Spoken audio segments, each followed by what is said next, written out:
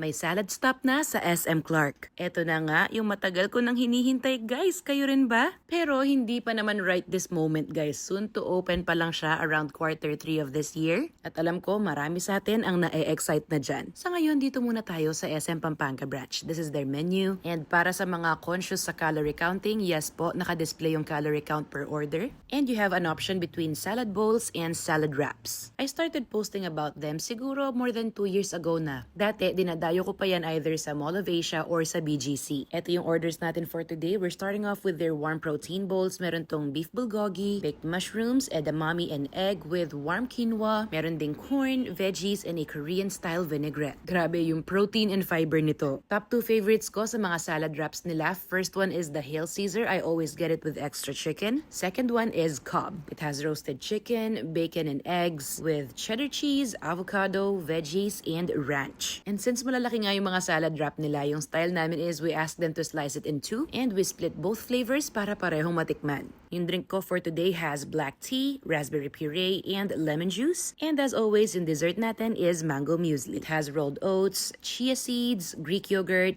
honey, fresh mangoes, and dried fruits. Pagbukas na yung SM Clark branch nila, lalo tayong mapapadalas dyan.